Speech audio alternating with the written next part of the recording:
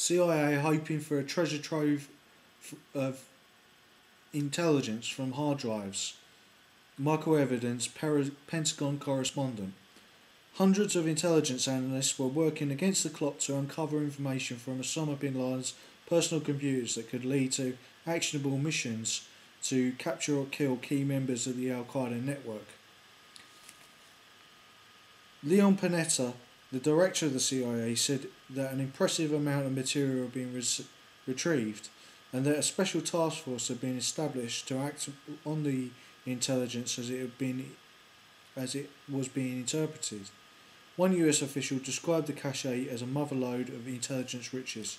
The CIA-led US SEALs team that killed Bin Laden removed 10 hard drives, 5 computers, and more than 100 storage devices from the compound. A former senior American commander who witnessed a similar trawl from Al-Qaeda safe houses in Kabul when the Taliban were toppled in 2001 said that they could expect the latest discoveries would yield valuable intelligence against the terrorist organisation. General Jack Keane, a former Vice Chief of Staff to the US Army and a close associate of General David Petraeus, the nominated next director of the CIA, said, "I think that Bin Laden, Osama Bin Laden he means, and Al-Qaeda are like bank robbers. They don't just believe they'll get caught. They don't take prudent precautions to protect themselves, but they put everything on computer. I think that they will be good intelligence from the computers."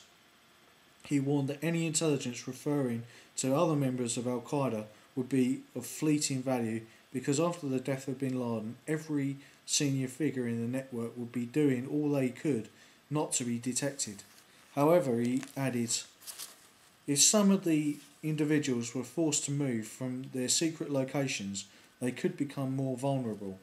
Why would this be? Because the Americans have specifically attacked the courier system.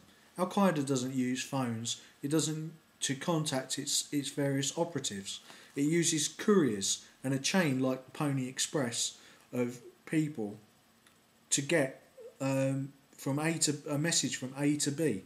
That's why when they use corridor of fear tactics on 9/11 against the Twin Towers and on the planes, I believe, which is a corridor of fear tactic is where you threaten people's families until you get to the target or release the people that you want to release, then this was all done through couriers, which was off the net and off the grid, and so therefore it wasn't detected by the Western technology. It continues. However, he added, it is if some of the individuals were forced from their secret locations, they could become more vulnerable. The immediate priority of intelligence analysts poring over Bin Laden tapes at Bagram Air Base outside Kabul is to find out if any immediate terrorist attacks are being planned. There have been signs in recent months of a possible attack in Europe, although no detailed plot has been uncovered.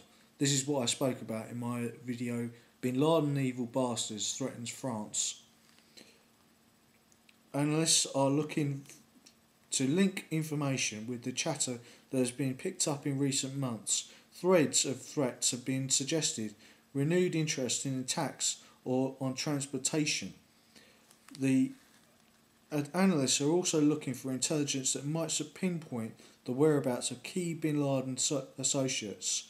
Among them are Anwar al-Zakari, the Egyptian deputy who is now expected to take over the terrorist organisation. He was the brains behind the Al-Qaeda from the start, and his role goes back to the Muslim Brotherhood in Egypt. Adam Gahan, a US citizen who has also been indicted in his absence on treason charges for plotting to betray the US. Anwar al-Walaki, a radical US Muslim cleric of Yemeni descent, who is the leader of Al-Qaeda in the Arabian Peninsula, that's in Yemen, and Abu Musa al-Balawud Adoud, leader of Al-Qaeda in the Islamic Maghreb. I'll speak more about the Muslim US cleric Anwar al-Awlaki in a second.